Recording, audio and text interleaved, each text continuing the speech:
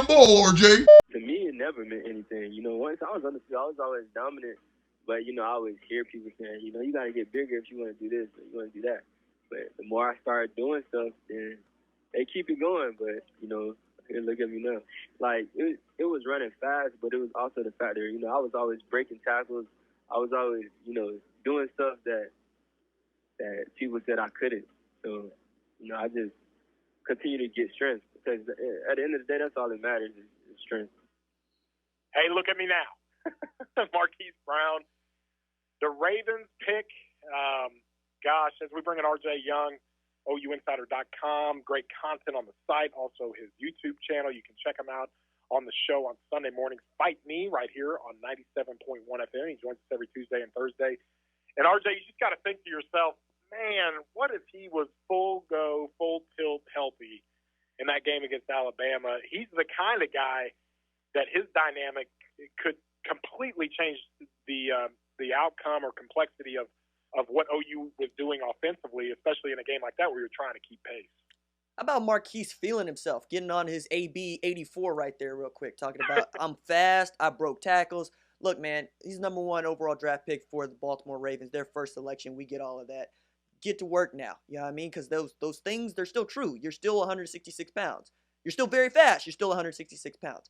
But, yeah, I mean, I thought about that at length, especially after what Charleston Rambo was able to do with his 1 touchdown catch, 49 yards. What if Marquis Brown was healthy? Then he would have been CeeDee Lamb, right? Because CeeDee Lamb had, 10 for 125, and he went off in that game. I don't really think that it would have helped all that much, to be quite truthful with you. The defense was still getting torched, from the very beginning. So if he was healthy, it'd have been great. It'd have been nice. But the scoreboard would have remained the same because the defense couldn't stop Alabama. Let me ask you this, buddy. I've been waiting to ask you this since yesterday, and I know what you think about theories. But here was a theory that was floated out. Well, actually, the fact was, the amount, the volume of players taken in the draft that come out of Texas, high school football in Texas, that are on the defensive side of the ball has drastically reduced in the last 10 years. Offensively, no problem. You got quarterbacks coming out, receivers, all that stuff that are products of Texas high school football. But defensively, it has completely changed. And Caden asked Brandon about this, and I started thinking about it. And let me get your thoughts, and just follow me. Don't throw me off a cliff just yet. If the recruiting of Texas high school defensive players, mainly and more importantly in the front 7, if that has fallen off, you just don't see near as many 5-star defensive linemen coming out of Texas that you used to.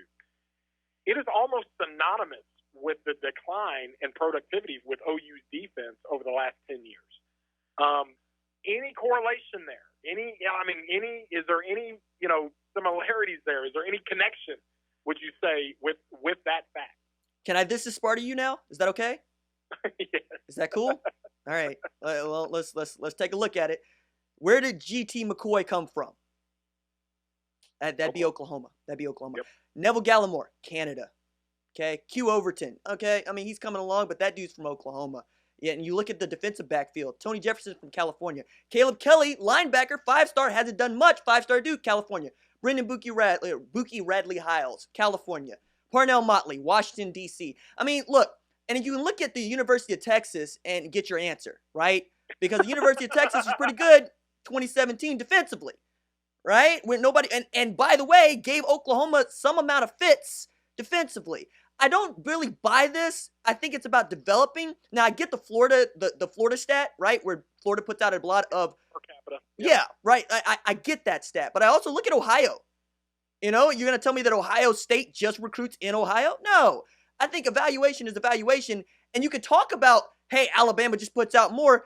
Christian Wilkins, Dexter Lawrence, all those dudes. Brian Breesy's from Maryland. That's the number 1 recruit in the entire 2020 class. I mean, I think I've followed you here, but I also watched LJ Collier go in the first round out of Texas Christian. All right? We saw that. I don't really get caught up in the per capita stats because California apparently doesn't have as many kids playing football as they used to, and they still put out top talent. I mean, Jeremiah Cordell's coming from modern day. Darian Green Warren is a top 2020 cornerback out of California. Those kids are apparently playing more soccer. It's really difficult to nail this down, and I understand this is where you live and breathe, Austin. So, like, I get it, right? But I'm also looking at just how we evaluate talent is different. Because what we're calling guys that used to be the Dusty Dvorak's of the world, those guys might not even play defensive tackle anymore. They might play outside linebacker because of the way the game has changed. So, I mean, you can take it any way you want to, and it's per capita stat, so I can bend that wherever I want to bend that. I mean, there are more churches per capita in Coweta than there are any other place in Oklahoma. Does that really follow with there being more churches in Coweta than Oklahoma City or Tulsa? That means the tornado's never going to land in Coweta. Okay, they live right. Let me ask you this. Because you just made a good point there. More about development. We want to see more development.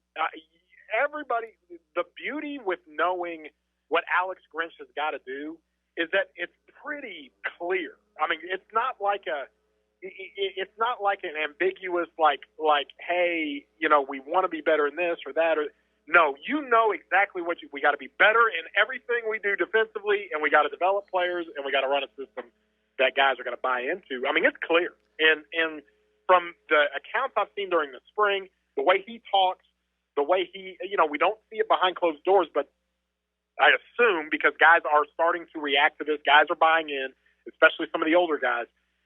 He's able to handle kids the right way. He's not going to praise them a whole lot in the media.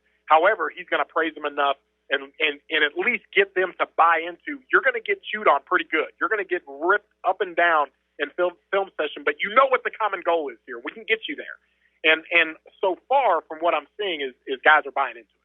Yeah, well, I mean, yes, they're buying into it. It's also spring practice. What's the scheme? Like, that's what we're talking about. What is the scheme going to be? What they look like they're going to run is some version of what Kirby Smart's running at Georgia or some version of what they run at Alabama. You're going to run your nickel set when they got three wide. Your base is going to be the 3-4 with what they're calling a rush in. But you're basically going to have one call that can be 4 or 5 calls. Look, I get it. They're going to be buying in and you're going to try to develop the kids. But what's the scheme, right? Because that's what I was yelling about from the beginning.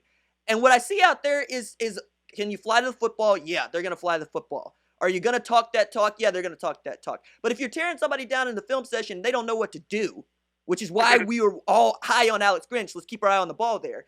Then you're right back where you started from. But if the kids are playing faster and you don't have kids with their hands up looking at the sideline going, what's the call? Then Alex Grinch is going to be way ahead of the game, right? So, I mean, I get it. We're all excited. We're all talking about the culture change. But are the kids feeling it? Are the kids going to be like, no, I play faster because the playbook's that much skinnier, and I just get to we're talking about Kenneth Murray Jr. as perhaps being a first-round draft pick if he gets it together this year like he did last year. Think about that for a second.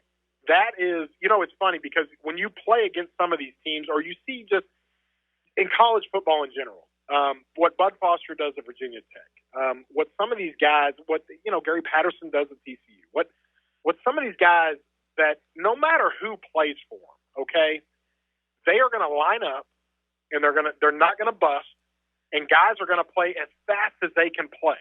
They're going to play absolutely as fast as they can play because they know what they're doing. It just goes hand in hand with good coaching, development, all that stuff, and you hit the nail on the head. As long as guys know where they're going, and if Kenneth Murray knows exactly where he's going before every play off of his read, he's going to be a hell of a football player. I'm just telling you. And I would make that argument for every last one of these kids because we keep talking about, hey, there's talent there. There's always been talent there. There was talent there in 2017. There's talent there in 2016. There was talent in 2015. It's not about whether or not you got talent. It's do you give the kids the freedom to make a mistake at 100 miles an hour? Because if you're making a mistake and you can't get out of first, that's a problem. If you're making a mistake and you whiff hard because you were flying, hey, I could do something with that. That's a kid that I'm not thinking. I'm just going. And I thought that was the read. I made a mistake. We can correct that. But if you're hemmed up, and that's what it was when people are talking to noise about Kenneth Murray Jr., about him filling, that dude's playing middle linebacker, which Alex Grinch has said before might be the toughest position to play on the defense. Because you were reading run and pass, and you read run. And all of a sudden, with the run pass option or play action, that's a pass. And you got to be able to diagnose that much quicker, or at the very least, hey, just fly through it knowing that you made a bad read because you're probably going to disrupt the quarterback. Because that was something else that was really getting across. I've been watching a lot of coaches' clinics and whatnot, but Kirby Smart's going, yo, I'm going to send somebody at your quarterback and I'm going to make that person make a decision. I'm going to tell my linebacker, you got one read. Your read is if he hands it off to the tailback, go kill him. If he wants to hold it, go kill him. Either way, make that quarterback think about it. And if you're just being that aggressive in your play call and you're being that aggressive with telling your kids what they're going to do, you're going to have good things happen because pressure cracks pipes. Put the quarterback under some pressure. Make that dude make a read. Make him hold the ball. And if he holds the ball, go kill him. I mean, I'm getting fired up here. You are getting fired up, baby. I'm getting fired up here because I feel like defense is always going to be at a disadvantage. Hey. And you need to play with a friggin' chip on your shoulder that says I'm always at a disadvantage. And you need to always be clawing uphill because you're at a disadvantage, and you need to be mad about it. The fact that you got to play defense at a disadvantage should make you angry. Rough people up off the line of scrimmage. All these things. It's not rocket science. Austin. It's not. I love it. That's my favorite thing to say. This isn't rocket science. Hey, listen, dude, bottle all this up and unleash it on Sunday morning and on your videos that you'll be putting out over the next couple of days. Tell us what you got going on with Fight Me on Sunday. So I'm going to get back in the booth with Corey. We're going to have a good time talking about, hey, what did we learn from spring practice, if anything, both from Oklahoma State, Oklahoma, and a little bit of TU, but also, is this really going to be the kind of quarterback derby that we think it's going to be in the Big 12? Because Austin Kendall says some really interesting things coming out of West Virginia that I want to get into. Good stuff, buddy. We appreciate it as always. RJ Young, thank you, man. All right, bro.